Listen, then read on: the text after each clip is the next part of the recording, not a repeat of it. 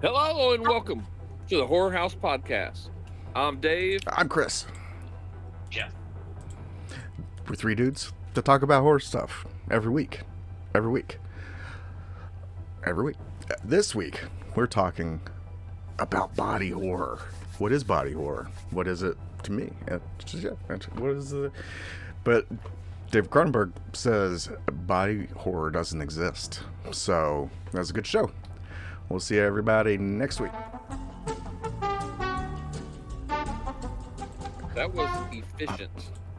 It was. That was the most efficient show we've ever had. Good job. What kind of bullshit do you want to do next week? But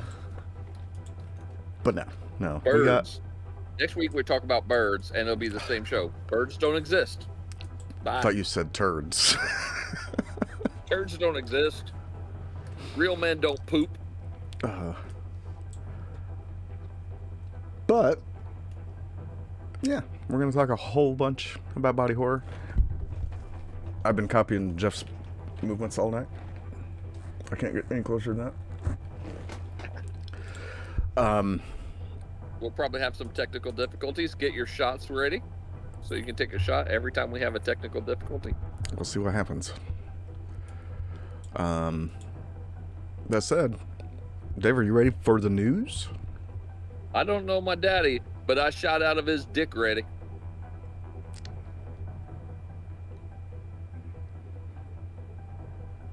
That's a lie.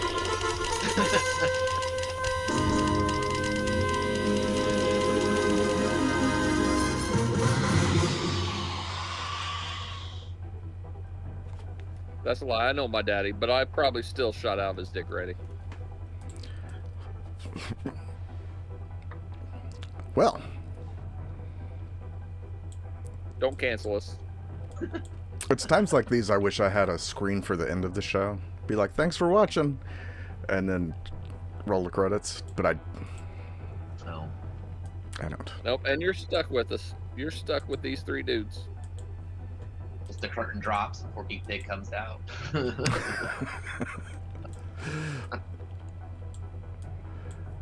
Well, give me your news. Let's see.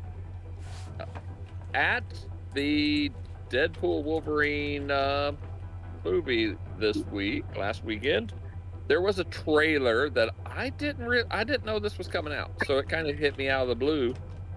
And it is Hugh Grant's horror movie called Heretic. That you got some girls, missionaries, and they're going house to house delivering pamphlets and try to talk to people about our Lord and Savior, not Odin, our Lord and Savior, Jesus Christ.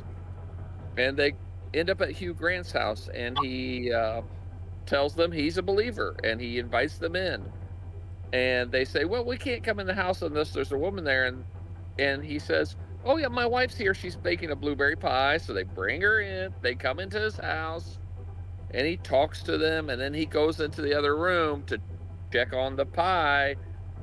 They notice there's a candle burning with the scent of blueberry pie. So is the pie as fake as the cake? I think it might be. And then turns out he's a heretic of some kind and making these girls choose between skepticism and true belief. So it looks really good. I thought it looked really good. Okay. Really good. Okay. Maybe he's just a simple candle maker. Why is everybody got to jump to crazy religious things? He may just have candles. Because he had a crazy religious maze in the back of the house that it kind of zooms up and shows, and you never know what's in your backyard. Right, yeah, it might not have been his. Yeah, somebody could have just left it there. Speaking of backyard, Dave. Speaking of backyards, I'm in the backyard. Well, do you have an unholy maze in your backyard? No, I only have holy mazes in my backyard. And there you go. What is our next bit of news? Another trailer called Out Come the Wolves. Woman and her husband, they go to her childhood friend's house, who happens to be a guy. And her husband's a little bit of a bookish sort. And the childhood friend she goes to, he is the outdoorsy type, the tough gun nut type. And he takes her husband out hunting and comes back about this tale where the wolves attacked her husband and he had to flee for his life. And maybe she starts hunting him, maybe he's hunting her, maybe there are werewolves, maybe they're just regular wolves and they're hungry, maybe they've learned how to read. I don't know. But calamity ensues almost certainly.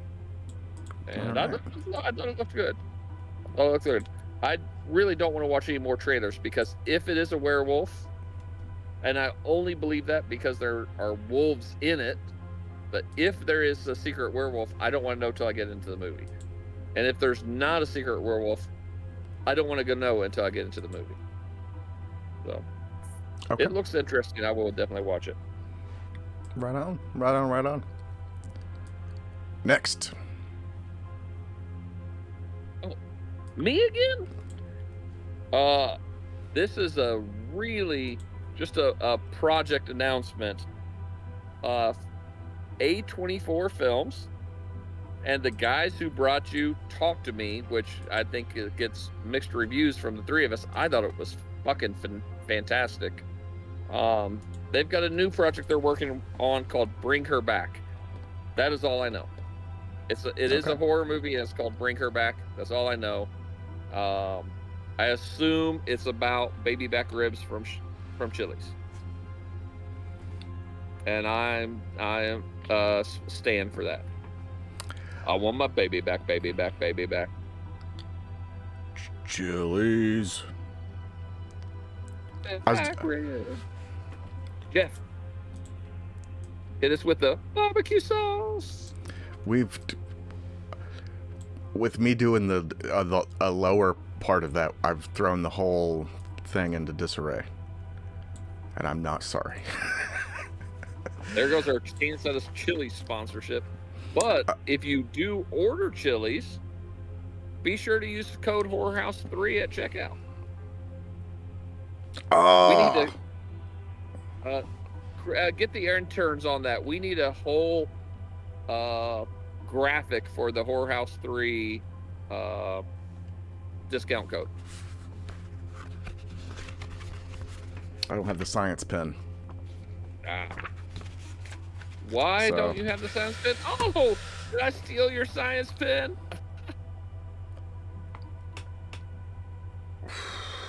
The world will never know. This is bullshit.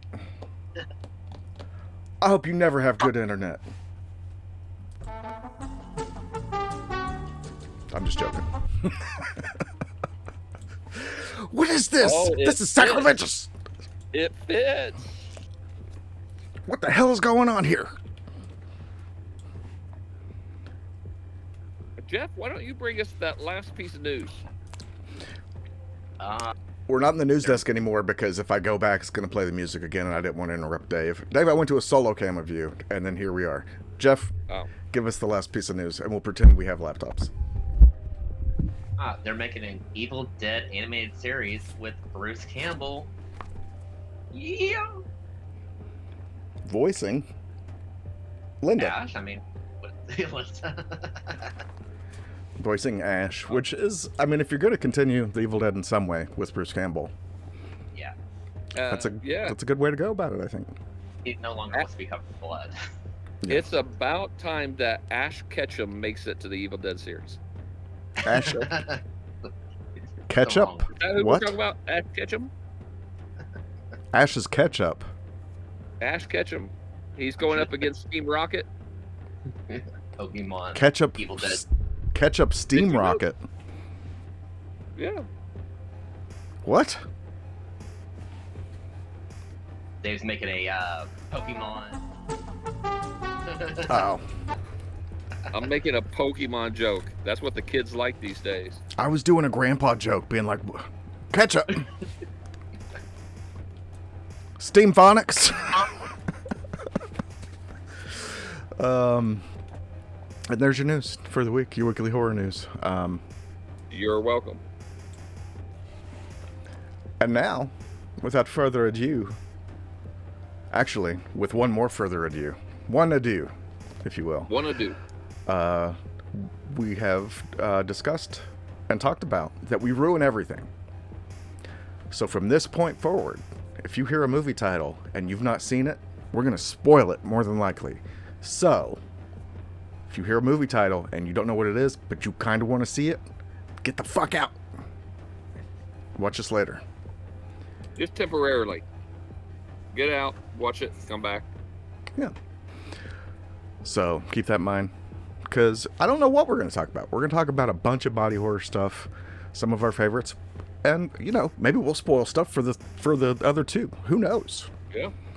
But I'll be honest, sometimes I kind of like spoilers. Sometimes they raise my excitement for a movie when I know some of the hot things that's going to happen. That's why I ended up going to see The Dark Knight Rises.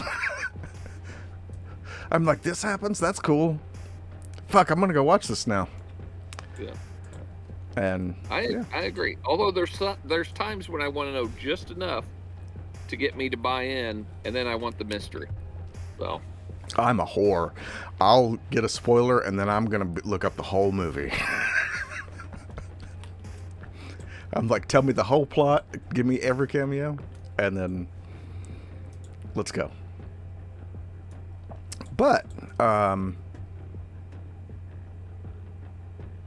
not a big theater guy since before COVID, so I guess it really don't matter anymore. I like the theaters. You do. I like the theaters. I like them more now. You get to pick your seats, and there's not that like panic of where am I going to sit? Are we going to be able to sit together? That shit. Like the theater we go to has the assigned seating and recliners, and they're big and comfy, and everybody gets their own fucking cup holder. It's phenomenal. There you go. I prefer to watch them on my tablet that's yay big. And so I can lay on my... I have to have the right kind of earbuds, though, because if they're too big, then it hurts my ears. Sounds like we have different experiences with movies. So, that Everybody's said... different, and that's okay. Some people are wrong, too. Me. Jeff, it looks like you're pointing at yourself. If you put the tablet close enough to your face, it's like watching the big screen. Like, oh, it's like the big screen theater. Yeah. I'll turn the lights off, and it's great. It's so great. And plus... What'd you say, Jeff? It didn't come through for me. Breaks on the ground. When you go to the theater, the floor's always sticky. Oh, I just never vacuum. It does the trick. That's not true. Pay kids to chew pretzels as loud as they can in your ear. I get some guys to spoil Star Wars The Force Awakens behind me as I'm watching it. Yeah. What better experience do you want? I'm pretty mild-mannered, but when that happened, I turned around and I was like, you talk a lot, don't you? He's like, I'm sorry. I'm like, no. Never said another word. I'm on Reddit, like, can I get a couple teenage girls to come play on their phone while I watch this movie? That's an offense somewhere, probably everywhere. It's put on a list, I'm pretty sure. But body horror. Let's talk about it. So Cronenberg said that it doesn't exist, which we'll come back around to, because it goes into a different thing there. But I'm gonna read you guys roughly the first paragraph. Oh shit, Dave, are you getting invaded? You're looking around the sky. You're like, I think every locust is coming for me at this moment. Oh. There was a crescendo of sound. Either that or the locusts are really into body horror. You looked kind of That's why I had to stop.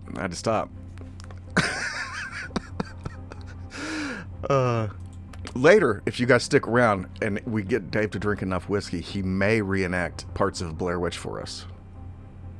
Because it's already starting to get that hue. I'm just going to cry and snot bubble. Real close, like.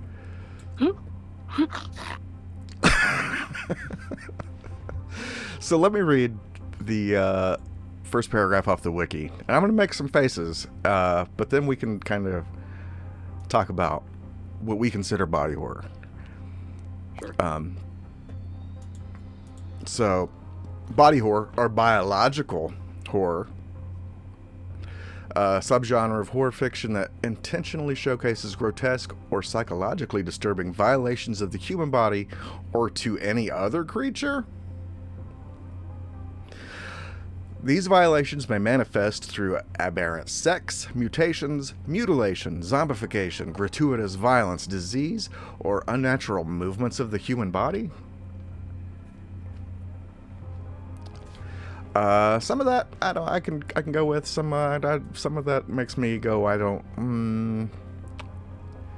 So the YouTube channel at Poi POI. Defined it as degradation, mutation, or violation of the human body. Yeah, it's got to be I think human. it's a little bit. Yeah, I think that's a little bit more on point because I don't want to see like a dog get fucked up. That's in some ways harder to stomach than like movies will be like the jerk at the gas station gets killed and you're like, yeah.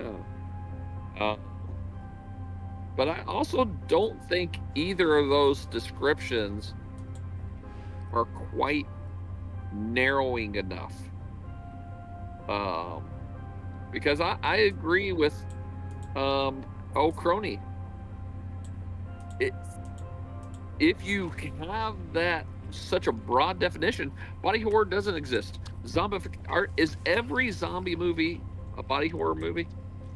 Is every vampire movie a body horror movie? No, it's almost like the old saying, like, I don't know what art is, but I know it when I see it. And I think that body horror really fits that.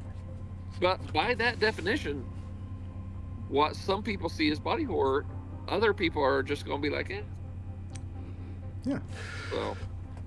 But we'll get into more of that because that's some stuff that I like. You know, is this body horror or not?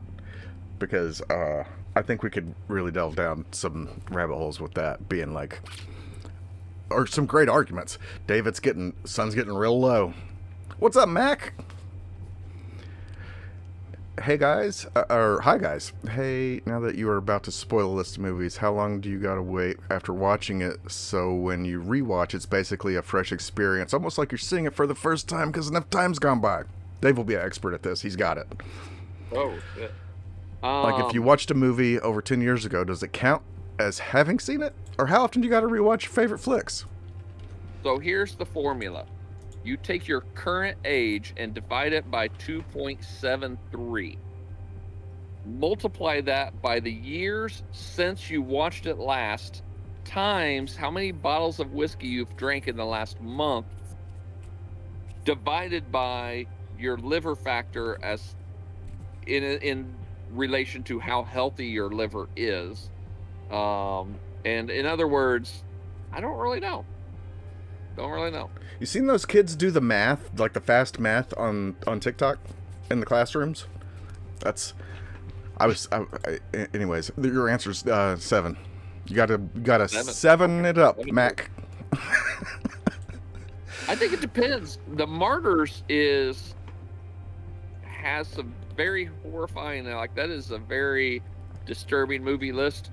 I think Martyrs falls on body horror. The gratuitousness of the violence lends itself to body horror. That girl's got that fucking thing on her face, and like they skin her alive. They make her watch reruns of Seinfeld, and it's just. Is that how you pronounce Seinfeld? Seinfeld. I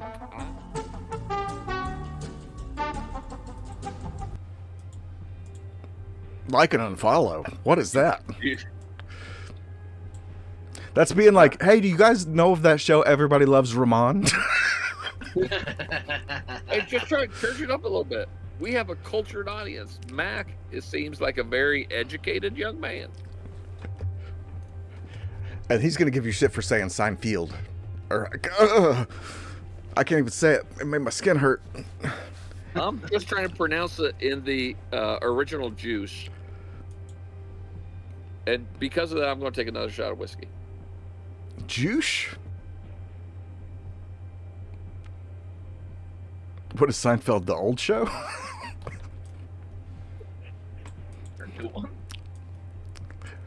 I think it got all of us on that. You're supposed to go after Dave, not all of us. So Jeff, tell us, tell everybody, what makes it body horror to you?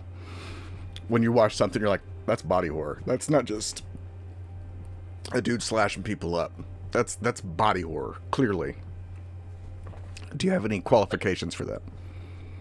It's like mutations, stuff grows out of people's bodies. They transform slowly into something else. Really well, I think it is. So I think we all, a Venn diagram, we all kind of have a little overlap. So I think something like Terrifier is grotesque, has gore, but that's not body horror to me. Like, just, I mean, there's crazy stuff in it. Friday the 13th, none of them are body horror.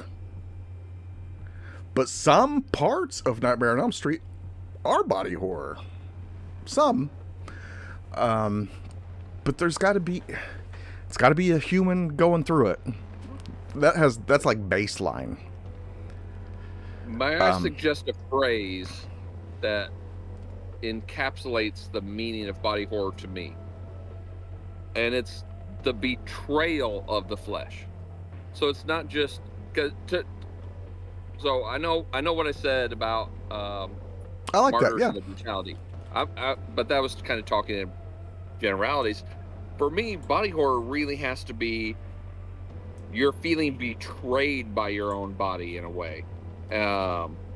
If you're Cabin Fever, where they're getting the sores and the flesh is kind of falling off and stuff like that, because it's horrifying to them that it's as they go through this process.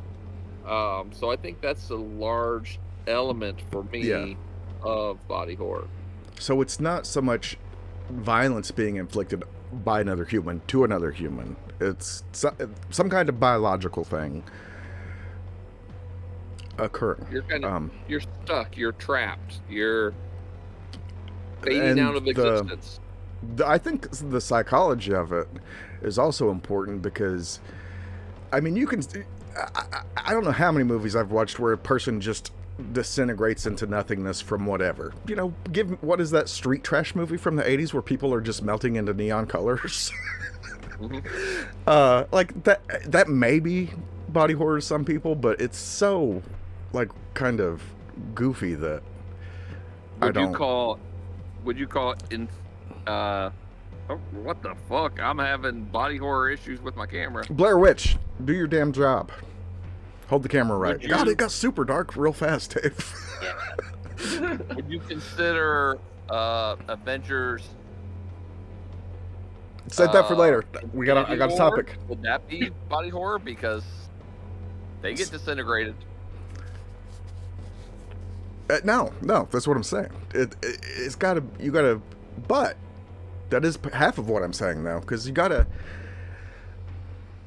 I feel like you have to empathize a little bit with the person going through the crazy shit. Otherwise, it's just like, whatever. But here's what Cronenberg said. He was basically saying that it doesn't exist, and to him, it doesn't exist because he doesn't make movies with the idea of this is body horror. He just makes a movie. A movie is another movie to him.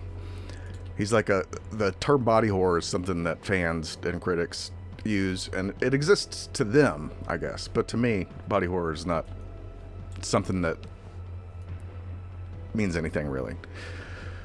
So, which is interesting because wow, you created the whole thing. So wow, you're not going to take credit for your child? Okay, Dad.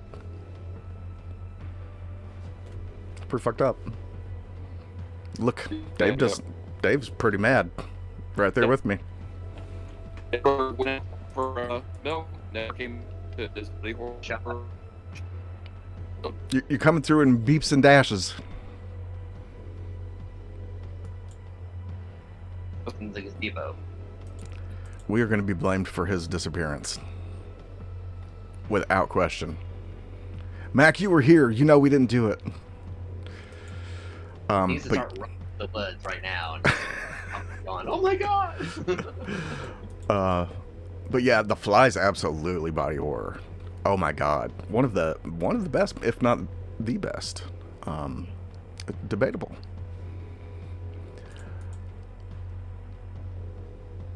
But Cronenberg, oh my god, my favorite ever.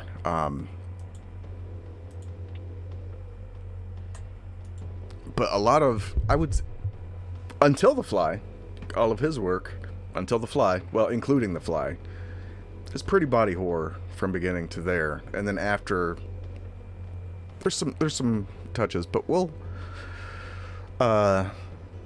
get more into that as we go. But Jeff, I thought maybe you, being the classic horror head of the three of us, would know of maybe some older movies that have like maybe you would consider body horror. Because I was trying to think of some older ones, and I've got two, maybe three. One of them's from the 70s, so I don't even know that I can really count it as old. But is there anything off the top of your head that really fits that into your Vincent Price repertoire? There's the one from 1977, The Incredible Melting Man. That's the 70s one I was going to talk about. Yep. But have you ever seen... The only ones that really came to my mind were, I think it was the 50s. The Amazing Colossal Man. Have you... It's like one of those... army guy gets struck by radiation and turns into this 50-foot monster of a man who loses his mind and just wreaks havoc. So that's on the outskirts of body horror. But then the next one, The War of the Colossal Beast, he's like disfigured and you could see his skull. That one kind of falls a little bit more into body horror but those were the oldest ones I could think of. But Dave's in his vehicle, I believe. Dave's leaving. Hold on. I think this is his getaway from the witch. Run, guys! She's after me. This bitch won't leave me alone. I knew it. Dave's live streaming while driving. Are we on your radio? Turn your radio down. Fish me out. Long time listener, first time caller.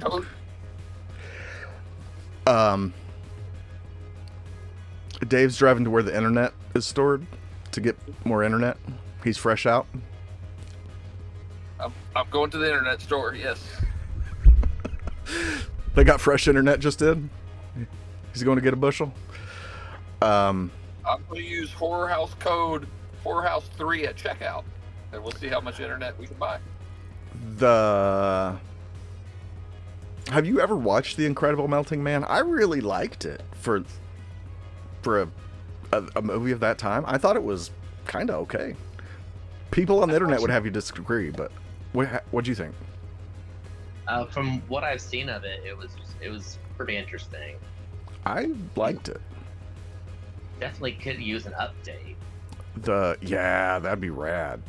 That would be really cool. Like, because I vaguely remember something of them like trying to change gears, like to put humor into it or something, or take some certain things out at some point. But the concept and certain effects in it were kind of really good for the time. So an update on that would get money from me for show. Redoing movies that did good and they just redo it a different way or the same way. It's like you should go back to some of these older films that really could use an update. Yeah. Nobody's watching. Yeah. The speaking of that, one that I've wanted remade, even though it's one of my favorites, is John Carpenter's Prince of Darkness. Because that's such a cool movie, but it's kind of flaky in parts, and then the gore isn't really there, but in parts it's really there. So there that I would consider parts of that body horror. When the woman gets the mark of the fucking devil or whatever that is, and then transforms into the son of Satan, scared the shit out of me for decades. Because that is straight body horror. And I love that.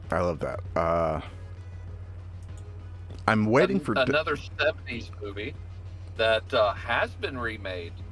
That is original Cronenberg horror about Rabid. We talked about that on the Cronenberg episode.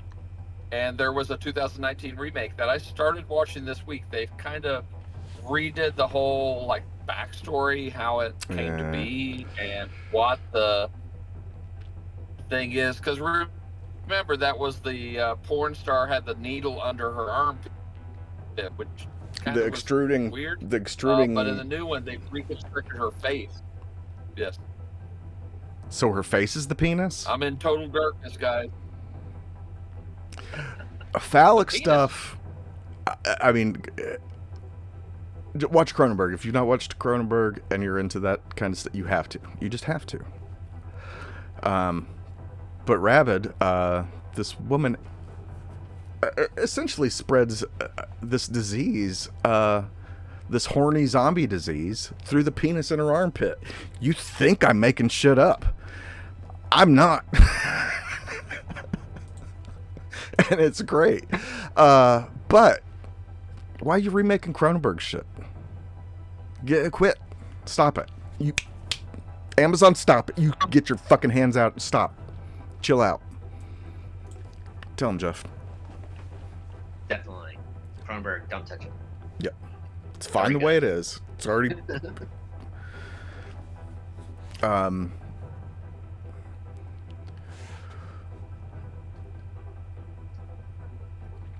Question for Mac. Hey guys, one last, and promise not to bother. You can bother as much as you want, man. What is the difference between body horror and splatterpunk? Is it the same? It is not the same.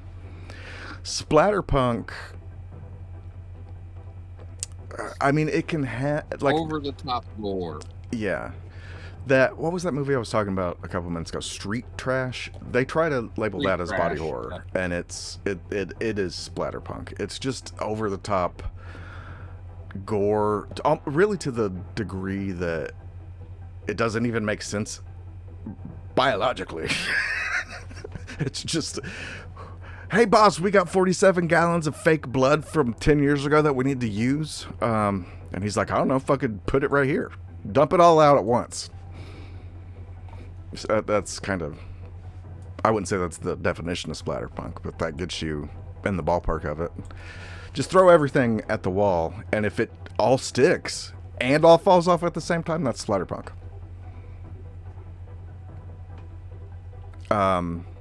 Also, I wouldn't say that splatterpunk relies much on story.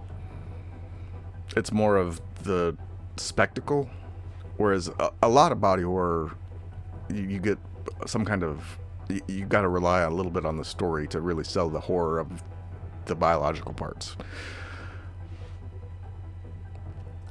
Like Hostel, I don't know if I would consider Hostel splatterpunk, but I think it's closer to splatterpunk than body horror.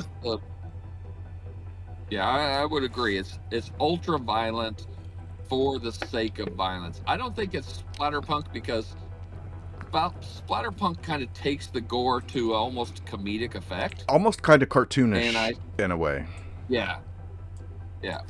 And I think that Eli Roth's Hostel movies really wanted to be realistic and get you that way with the ultra violence. Like, oh, there are some sick fucks out there, and look at the shit they have come up with. That torture porn. It's its own thing. So And Cronenberg is to body horror, while Eli Roth is to torture porn. they kind of look at that title of the subgenre in equal terms, because they're both like, I don't. Even though it's like, you helped create that, brother. Why are you banning your babies? I have a movie that I want to discuss, whether it's body horror or not, but I'm waiting for Dave to get somewhere where he can sink in. I think so I'm almost there. we'll just we'll keep going on some other things in the meantime. I'm almost to the internet store. I hope they're still open. But let's actually right now, let's just say what some of our favorite body horror movies are amongst the three of us. That's just an easy topic to go through. I have a mountain. So we'll just Dave, give me a body horror movie that you love, that you is a favorite, that you recommend. One of my favorite of all time, American Werewolf in London. The transformation scene is amazing, but it's also the psychology of this. He doesn't want to be a werewolf. He's not embracing the werewolf lifestyle in any way. So I think that's what real body horror is that torture, that psychological aspect of my body is betraying me. I can't control it.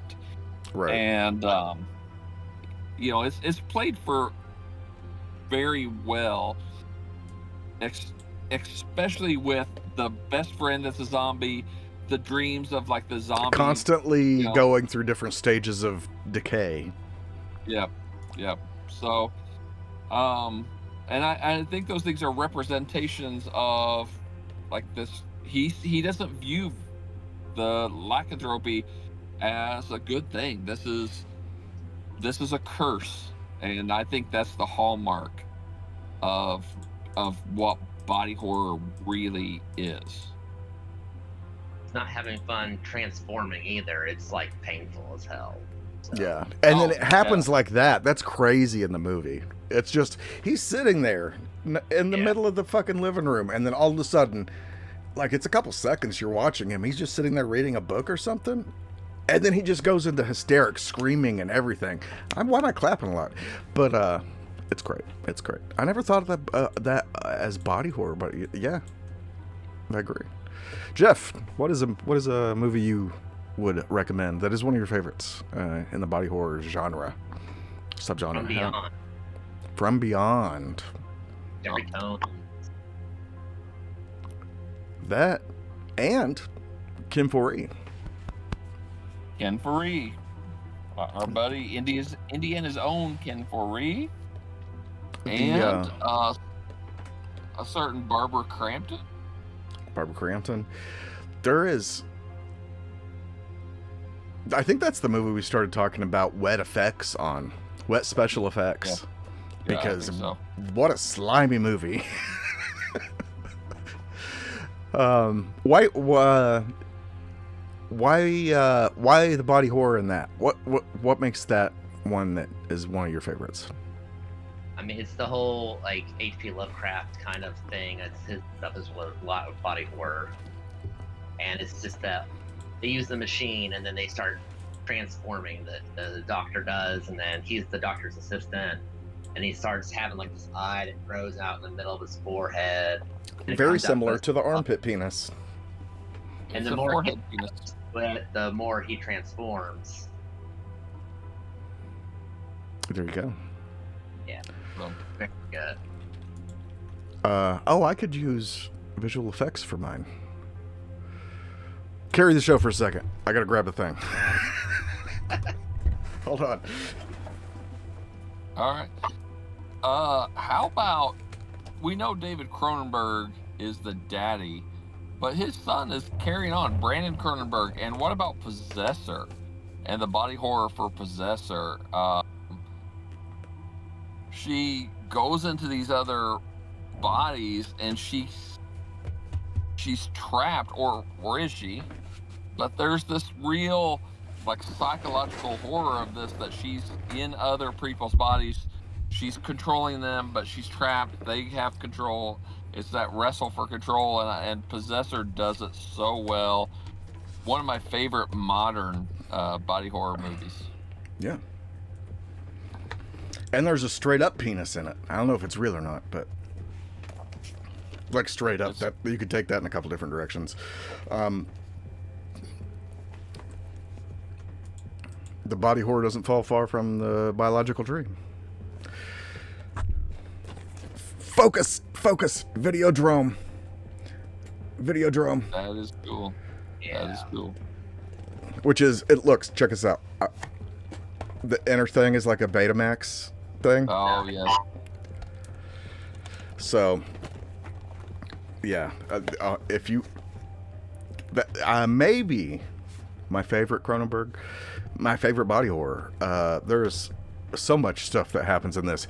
Guy literally has a gun on his hand that is considered the cancer gun.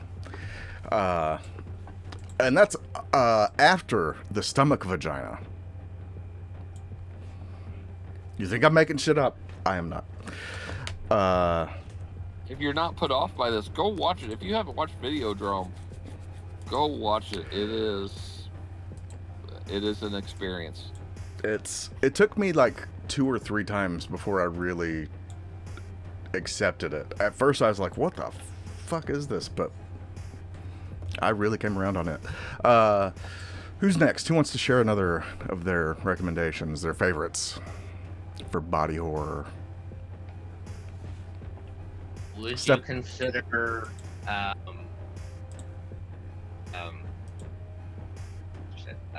Dr. Jekyll and Mr. Hyde body horror? I've not seen a lot of version of it. Like he slowly just transforms into something else. Maybe. I think there is some versions, especially some of those older versions, when he transforms back into Dr. Jekyll and finds out the things that Hyde has done. He's pretty horrified by those actions. And so I think that amplifies that psychological aspect of, hey, part of my psyche is in control of my body at some point. Right. And that is horrific. And so let me piggyback on that one. The Incredible Hulk is body horror. Yeah, hold the comics things. We're coming back around. Oh, I got more. But I mean, yeah. I've not seen a lot of iterations of that.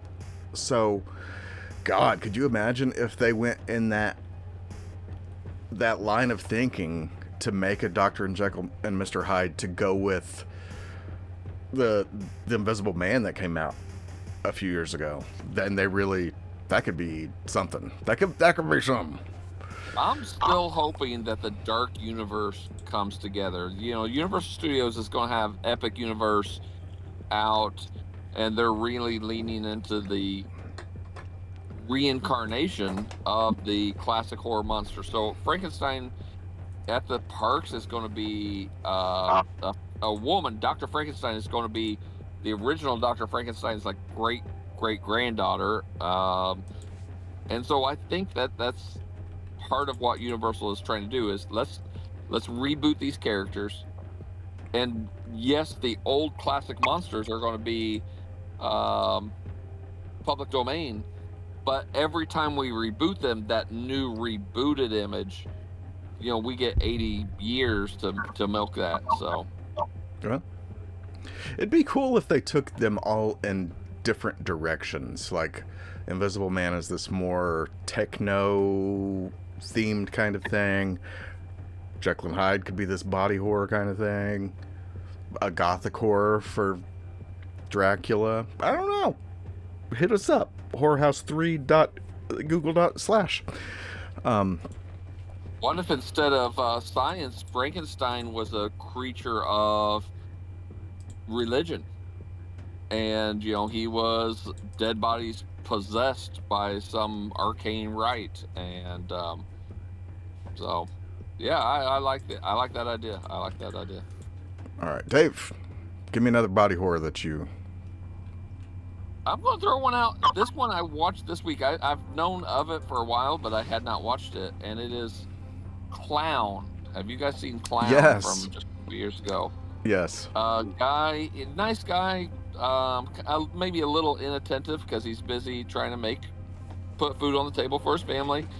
His kids wants a clown for his birthday party, so at one of the houses he's renovating, he finds a clown costume. And he puts it on and he plays demo of the clown for his kid. And then the next morning, he can't get the costume off. It is stuck. The wig is no longer a wig. It has grown into his skin. He tries razor blades. He tries a sawzall to remove the damn costume and breaks the blade. And it's better than it has any right to be. It is way better than from it has concept. The right to be. Yes. It's been a minute since I watched it. That was one of my first streaming Netflix movies, I want to say. Oh, okay. And I was like, holy shit. I didn't watch it for a long time because I thought, what? This is going to be a little bit ridiculous. But we were doing the topic this week, and I thought, okay, this seems like this could be body horror. We'll see how serious they take this, but it is not played for laughs. Right. It is tragic in parts, so it is good. I do recommend the psychology, man. It's important. It's important body horror. And it's not always really about the level of gore, because my next favorite is Crash, Cronenberg. This is a sexy time movie, if anything. But I mean, if you want to be horny when you crash your car, I recommend Crash. You think I'm joking, but I'm not. If you want to, I don't know. People are weird, man.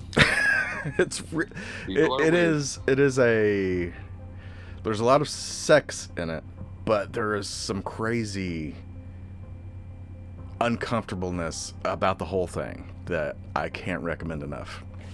So if you're not hung up on the ways of the flesh, man, check Crash out, because it's great.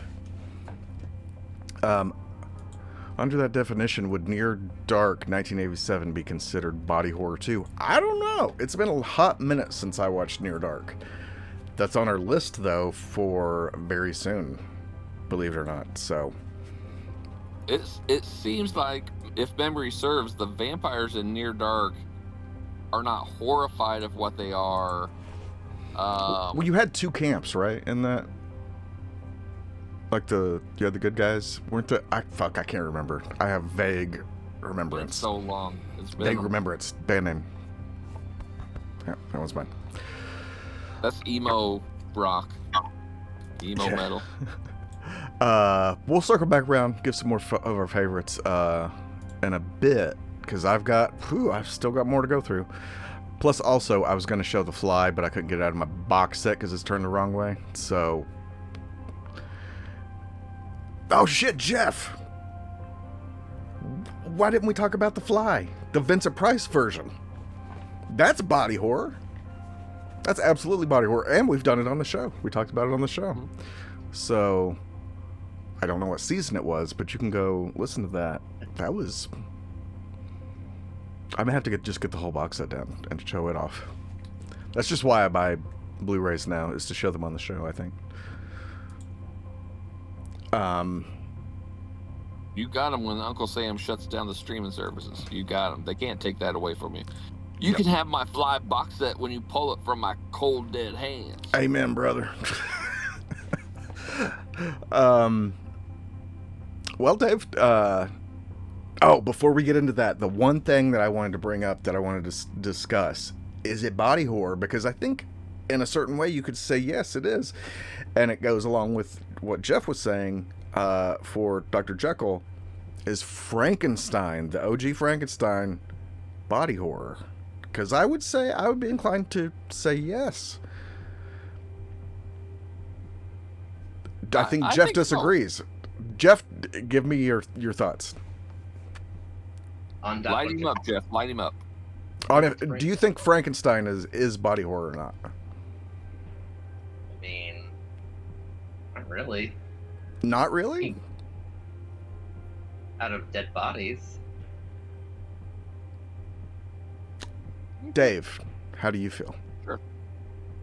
I feel like it could be, because Frankenstein doesn't want to be here.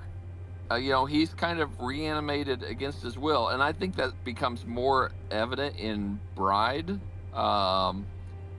where I know the tagline in the 30s when it came out was "the monster demands a mate," but really that's not it. He's lonely, and Dr. Frankenstein is the one that's like, you know what cures your ails? A little bit of pussy. Let me get some dead bodies and throw some dead vagina up for you. Don't cancel me. Don't cancel me. No. Nobody wants dead vagina, but if you're Frankenstein, that's all you can get. You're killing me, Dave. Okay.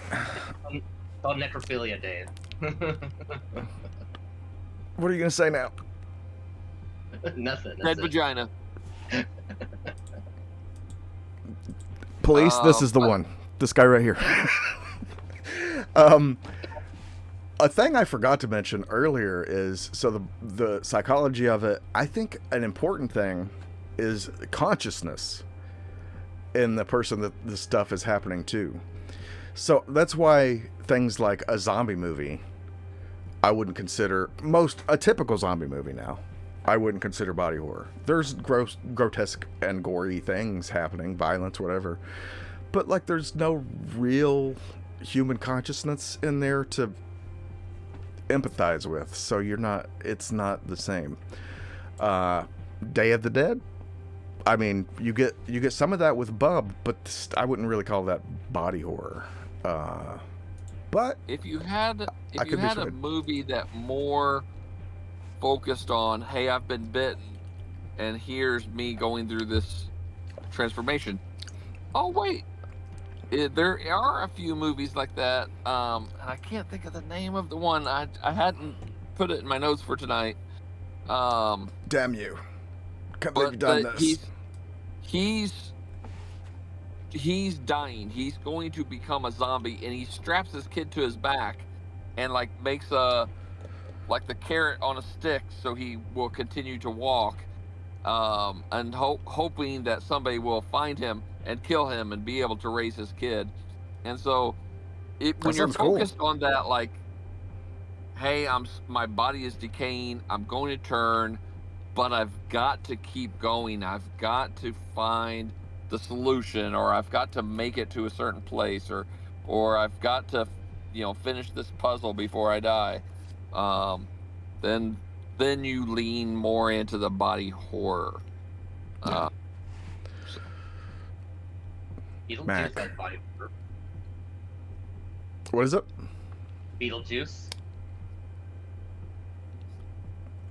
There are some transformation scenes where the faces. Oh, fuck that! When I was a kid, no on that.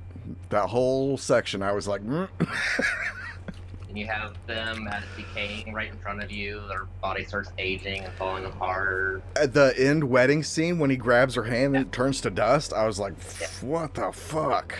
You're right.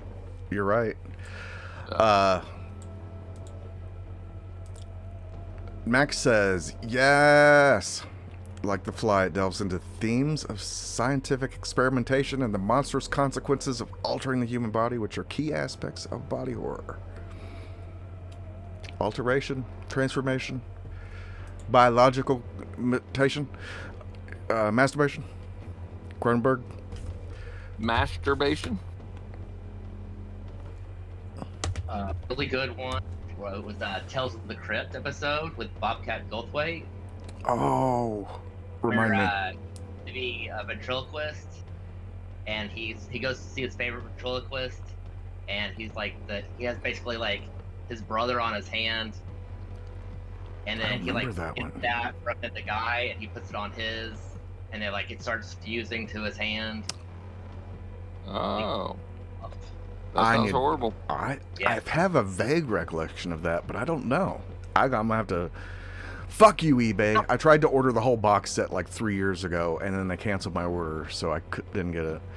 I'm not paying $120. Anyways, Max says, one of my favorites, The Skin I Live In, 2011, director Pedro Almodovar? The Skin I Live In. I'll have to look that up. That sounds familiar. But Dave, while I look up The Skin I Live In, Sure. lead us down some comic routes. So, the Hulk, that's one of the early themes of the Hulk comics, but also the Hulk TV show is this, like, I black out and horrible things happen. And now the monster we know has a heart of gold at the end of the day, but that doesn't stop David Banner in the TV show, but Bruce Banner in the comics, from feeling bad about the things that are happening and being horrified at what's going on, this transformation that his body is taking. So I think the Hulk really leans into body horror. Yeah. Maybe to a little bit lesser extent Moon Knight. He at times is gives himself up to these other personalities, and so there's an element of body horror to that, even though it's not focused on the physical body changing in some way, but it's that loss of control of his body that I think is very horrifying. Now, they do some really cool things body horror wise with some of their not in mainstream continuity, this alternate timeline stuff. What was, I had you read a couple, the Darkhold something? The Darkhold series, yeah, that was that really has cool. a crazy Iron Man story where he starts fusing with his costume from the inside, and it's horrifying. How can you make Iron Man body horror? Fuck it, they did it. And there's stuff with the Hulk where I think this was Marvel Zombies, where he ate a bunch of other heroes and then as the Hulk, and then shrank down and had them all their bones like ripping him apart. Yep. Which is bonkers. But DC copied some of that. I think they came into the stuff a little bit late, but then they did their own thing with some body horror. Anime manga is crazy body horror. Fucking shit. I'm not even that well versed on it. And oh yeah, Hellraiser. Shit, Hellraiser. Good call, Mac. How about the Fanforstic? So that was kind of what Yeah. I thought, and we heard for like a year leading up to that was really going to lead into the body horror, which the Fantastic Four are body horror.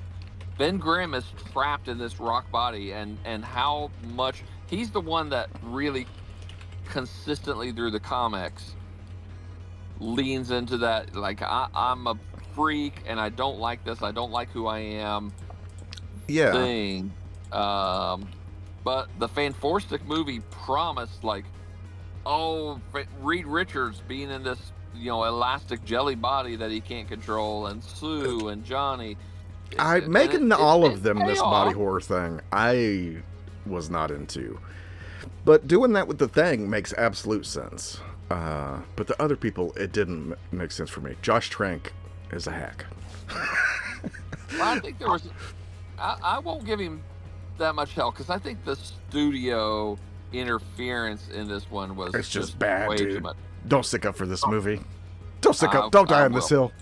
Oh well, no, after no, the no. after I the won't. Snyder verse, or after the Snyder cut came out, there was or was it him, or was it the guy for the original Suicide Squad was like, if you could just see my cut of my movie, you would change your mind.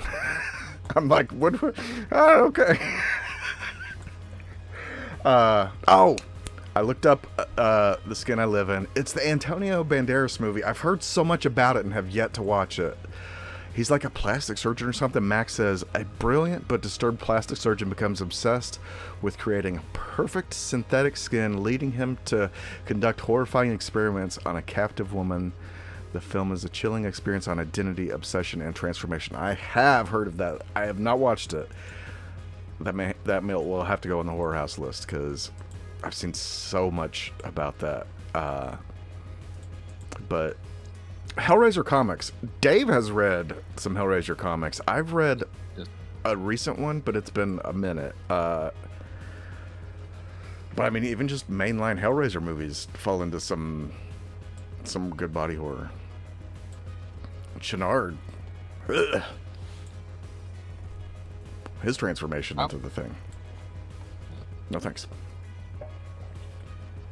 How about Alien? Do you think Alien or Aliens in that franchise is body horror? At least there are pieces that are body horror, if that's not an overarching theme. But As a whole, it's not body horror, but there are body horror elements. Yeah. It's got the pieces.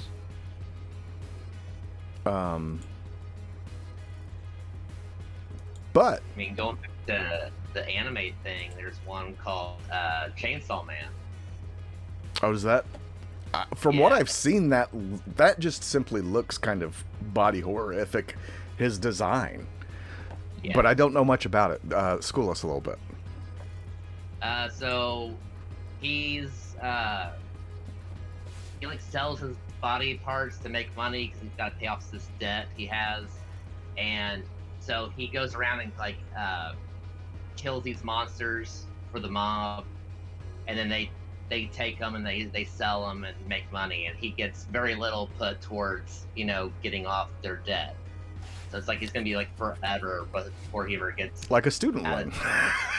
of- Did he And- get bit What? by a radioactive chainsaw at some point? Did Lily Mae bite him?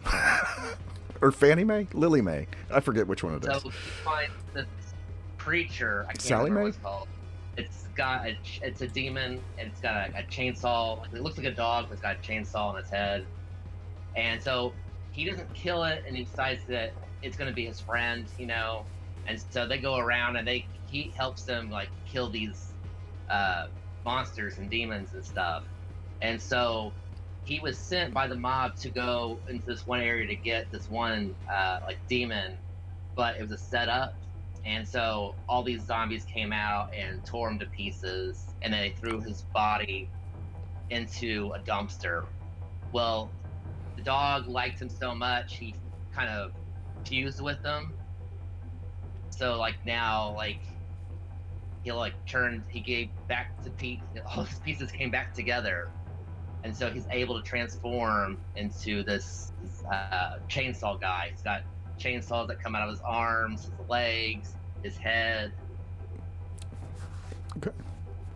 The design is really cool. The design is really Yeah. cool, as much as I, just joking around. But The Japanese, I mean, wherever you think that body horror was invented, which, I mean, wherever Cronenberg was born. But if you disagree with that and have your own theory, that's fine. hell, Did you say hell? yes, I think the most unsuspecting place that took it into a different direction and really like had weird fun with it is Japan, because the animes, you could watch a regular ass anime and get some crazy body horror out of it. Like the Attack on Titan has some body horror shit that just is. You're like, you don't go into that expecting body horror, but it's absolutely in there. The Guyver, which is at my favorite. That may be a hint at something we're going to watch soon.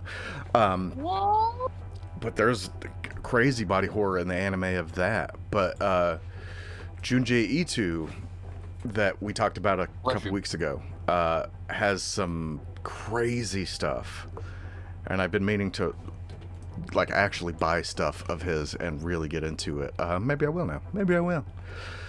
But the Japanese are some body horror freaks, and I love them for it. If I may, when it comes to taking body horror in a new direction, is Tim Allen's The Santa Claus body horror? The premise is that he accidentally kills Santa Claus and then puts on the suit and against his will becomes the new Santa Claus. You didn't know it worked that way, did you? Santa Claus is basically a Highlander. You kill Santa Claus, you take Santa Claus's place. I like to imagine that he ate his brains after he killed him, and that really is what... I think that's a deleted scene. Isn't body? Well, he wakes up fat. I mean, if they took the transformation of like his stomach starting to bulge and his body going into this weird. And he just kind of, yeah. I think it'd be more body horror. They really could have pushed some limits for Disney.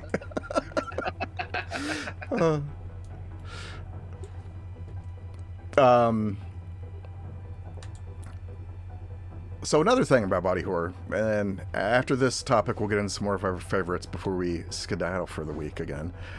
But a thing that kind of sucks with body horror is it gets like really gore stuff in general hit with the public at large, don't understand it, don't know what's going on, and the government is like, okay, things get banned in certain places, stuff gets cut. Even, Romero on Day of the Dead fought to have it released unrated instead of just the typical R, but at that time, releasing something unrated meant it was an X. And that's not going to play in most theaters around the country. So that affects the budget of it. And that's another reason why there's not as many Cronenberg kind of stuff the last 20-something years, is because it's hard to make them. People don't want to spend the money, the budget, to do this crazy, amazing shit. And then on top of that, when stuff does get cut and stuff gets, squeezed into this box to fit into a R rating, sometimes we never get to see the original idea for that until maybe decades later of some official release, which sucks. It's fucking stupid. Why they gotta do that? Why they gotta hate the babies? So damn the man is what I'm trying to say. I went on a tirade. Guys, thoughts, opinions, critiques, disagreements. I can't help but agree that the society doesn't always know best. Things that are niche are completely misunderstood, and this maybe you may be onto something here that because of the grotesquerie, it is seen as something else. Like I don't know. Like gore, America doesn't have a problem with gore and violence, but as soon as you start growing extra arms out of your back, then people are like, whoa, this is demonic. You can't have this here. Too far, man. Yeah. He's got 2 penises? Oh, this will never fly. Yeah, you cannot show a penis on a film, but you can show pretty much every part of a woman. But a grotesque underarm penis, you think I'm joking, but I'm not. Gotta cut that shit out to get your R. I don't think that's such a thing, maybe these days, where streaming is such a thing. And, the streaming original movies, you're getting a little more of that. So. And maybe the studios will open up for more R and more unrated movies as we go forward, because like our movies are making a comeback. Um, we Deadpool and Wolverine, perfect example. They Deadpool beat Jesus. He beat him off. He beat Jesus off of the #1 spot. And who would have thought like Deadpool would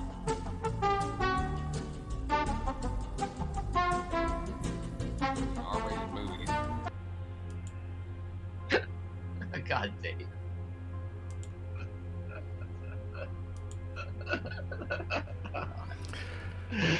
Oh. We're gonna get canceled. Those like same the people, Olympics. Dave, that we were just talking about that was banning stuff and having stuff cut are going to come after us now. Look, I live my life by one rule. If you're the kind of person that says like, this is no laughing matter, we can't be friends. Like everything is a laughing matter. We can make fun of everything. We can make fun of the shit that I hold nearest and dearest to my heart. That's okay. That was a good use of technical difficulties. Me and Jeff did a great job right there. Fantastic. Fantastic. You knocked it up. You both look horrified. You both look like you were in a body horror movie right then. Like, oh my God. Well, let's give a couple more recommendations. We'll get out. Mac, I will go first because what you just said, well, a couple minutes ago, Tetsuo the Iron Man is fucking bonkers body horror. All three of them. Probably more the original because it's just experience. It's fucking crazy. And then you have Tetsuo Body Hammer, and then I forget the length of time between that one and then Tetsuo the Bullet Man, which is still pretty fucking crazy, but not as crazy as the first two. But all three of those are crazy Japanese body horror, two extremes, and I love them. They're crazy. I don't want to watch them all the time. Fuck that. But have either of you guys seen any of the Tetsuo movies? I've not, but I am very much aware of Tetsuo the Iron Man. I'm gonna make you guys watch Tetsuo the Iron Man in the future. Or was that like really high on the probability list of the next thing I was gonna pick? Because I'm really wanting to lean into gore and horror. I want to go back to the fundamentals of horror and gore and brutality. Fuck yes. Yeah. Yes. Fucking in. But now I don't know if I can. Now I gotta keep you guessing. We'll see. We'll see. Have either of you watched Tokyo Ghoul? I'm not familiar with that one, Mac. I know some of the artwork and it looks cool as shit. I'm sure if I asked Matt or Tim, is it an anime? Or yeah, Tokyo Ghoul is anime. How about Velocipaster? I like the name. But again, this is very much in the line like the Hulk. It's a pastor, it's a preacher who has a necklace, and at times he turns into a velociraptor against his will, and the velociraptor eats bad guys. And he makes friends with a hooker. And it's super low budget, and they lean into it. There's a scene where his parents die early in the movie, and they get blown up in a car, and instead of showing the car blow up, they just have a label like car explosion here. All right, I like it. Jeff, any other flicks you want to say, call out or recommend, or that's your favorites? Any of the above? I was thinking there's a bit of body horror in Army of Darkness where Bad Ash splits from Good Ash. I mean, they could have leaned into it a lot more, but you do see like an eye pop up, and then all of a sudden he's like two people, but it starts off both kind of being a little bit of body horror, and then it just it's like, okay, we'll stop and we'll just not go through all that. Evil Dead 2, when his hand goes bad, is a good. Yep. But Yep. I mean, just the kind of possession of some of them are kind of body horror as well. Evil Dead's a good, I would say, a good intro, good primer for your body horror stuff. You can kind of avoid the sexiness of Cronenberg. It builds you up. Not a movie, not a comic book, but how about we all know the story, the fable of King Midas, and this is a body horror fable. Like Midas, everything he touches turns to gold. Oh, he's got this blessing, but then he can't eat, he can't drink, he can't touch his children, his wife, his own penis. If he was a rapper, it would make sense, because then you could talk about your 24 karat gold. Anyways, what happens to a person that he would touch with that? Like, eh? Yeah, if he touches somebody, are they still alive inside that thing? Like, what? That's where I thought you was going at first, but then you took it a different direction, and I like that. So I left my notes at home when I went traveling to get away from the Blair Witch. So and we got a question from Mac. What's the line that separates body horror from monster transformation? Like, how do you tell them apart?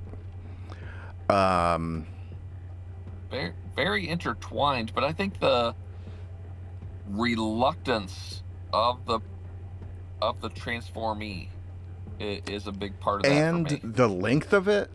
If it just happens something like The Fly takes the whole movie, and you experience it as you go, and so you really get the emotion of it, of the transformation. Whereas, even something that I love, like RoboCop, you could say that that's got some body horror in it, but he becomes RoboCop pretty much immediately, so you don't really get the emotion of him transforming. You get more of that in the story as it goes on, but body horror, like typically you got a transformation that takes a while, and a young Justin Long who gets transformed against his will, piece by piece, into a walrus. That movie's got some weird fan base. Yeah, I don't get it. Jeff, have you seen Tusk? No, not yet. Okay.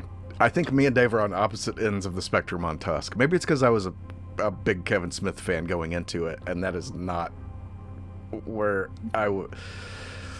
We'll see. It's corny. And then there's like a 20-minute Johnny Depp improv scene in the middle that makes no sense in the world. You think I'm joking, but I'm not. Seems out of place. The concept, though, is cool. One last movie. Did I? Oh, well, fuck. I got this one down. I don't think we even talked about it. Another Cronenberg. Scanners. Which is not even... I wouldn't even consider that really a horror movie, even though it's got some of the... One of the most used clips from a horror movie ever is the head exploding scene. Which is still fucking bonkers in and of itself. But there's some stuff going on in that not as sexy of a Cronenberg, so that could be a good entry as well. But another Sam Raimi, that's not where I was going. Another Sam Raimi that I thought about, Darkman,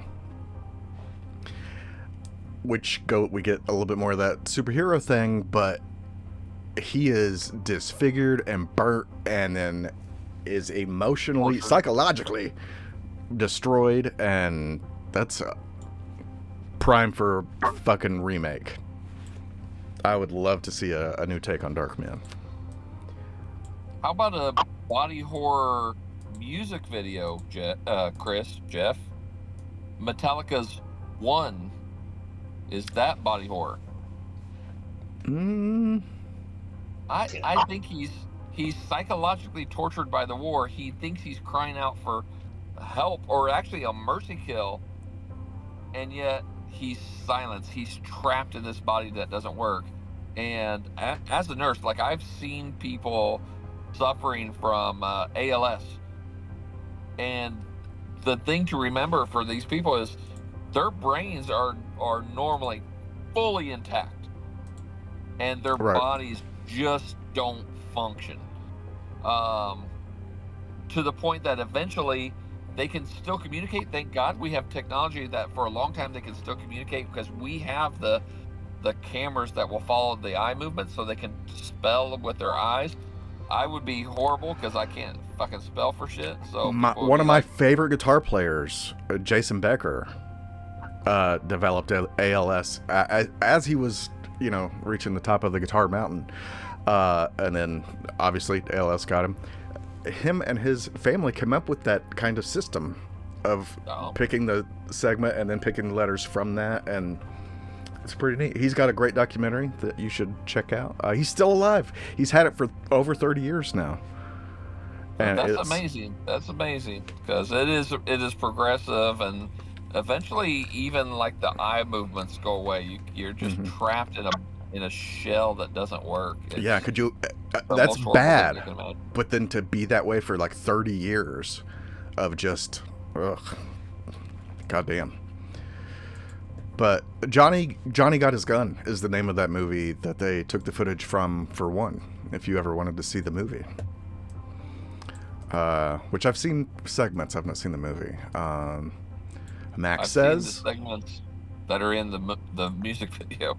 Yeah. Max says The Thing, 1982, John Carpenter.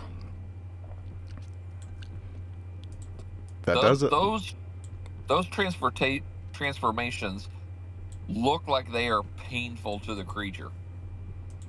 So I'm That's a good all point. in. Yeah, I'm all in on that. Qualifies as body horror because it's not necessarily you're human and you're corrupted, but also the transformation looks painful. I'm not even sure, like the humans that have been copied, I'm not sure up until the moment of transformation that they even know That's a good point. that they are transformed, that they have been duped. So Yeah. Consciousness. I mean, it takes the consciousness. Slither. James Gunn's Slither falls into this category Slither. too. Check that out. Gremlins. Gremlins? It's not human, but Gizmo is in pain when he gets wet and the fucking the gremlin zits pop off of his back. And then he howls in pain. But that's not a human. That's not a human, but it's anthropomorphic. Easy for me to say. animation, I think is what you're trying to say. That you identify with Gizmo, and I think that this qualifies. Animorphs. Anamorphic. Yeah. Annotations. I'm helping you. Help me help you. Anagram. He's anagram enough. And that Frank. Yes. And Frank. And Frank is body horror. I don't know. But yeah, I think that about does it, guys. Any final words on the subgenre of body horror before we get out? We all fall into the Venn diagram, which body horror itself is this weird thing that it has a bunch of overlap with a bunch of different things. So too is our three feelings on it, which is cool. It's a cool subgenre. Yeah. And thank you. I want to thank the Rabble for joining us for Cronenberg Part 2. So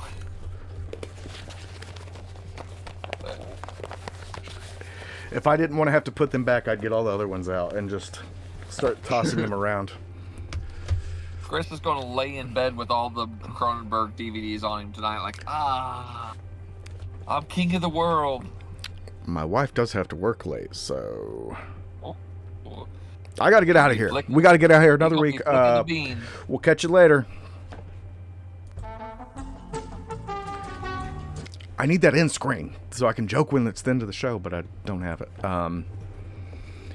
Do we have any idea who's next week? Me? I think it's me. I don't have my notebook in front of me. Uh, I think. hold on. Let's see what we're watching next week. I've got it wrote down somewhere. Here it is. Yeah, I think it's Guyver and No. Near Dark. It's Near Dark. Mac, Near Dark is next. come back next week. I thought it was still a couple weeks out for Near Dark, but it is next week we are talking about Near Dark. A handsome coincidence, if I can. Is that a thing people say? But the Guyver will be my next pick after that. So a few more weeks for the Guyver. But come back for Near Dark next week. It's been so many years since I watched it. I'm excited to get back into it. Have either of you seen it before? No. Never seen Near No. Dark. I'm surprised. Oh, no. I'm sorry. I thought you were talking about Guyver. Yes, I have seen Near Dark. Near Dark. Okay. Yeah. I'm not quite the stand some people are. I think it's a good movie. But a lot of times it's like compared to some other vampire movies from the 80s. Yeah. And I kind of lean more, especially Lost Boys. I don't know why I'm being so cryptic. Like, what movie could he be talking about? You're a big saxophone guy. Yeah, I'm lean more Lost Boys than Near Dark. But I think a lot of it just depends on like personal experience. You know, You may watch it this time and be the biggest fan of it you could imagine. Could be. You have to stay tuned next week to find out. Who wants the final word this week? I don't want to end the show. Somebody else is going to have to do it. Jeff, do you have some parting words of wisdom for us? No. And there you have it. For another week. Close the door when you're done in the horror house. Same cemetery, different grave. Next week. Bye, Felicia. Don't call me by my government name.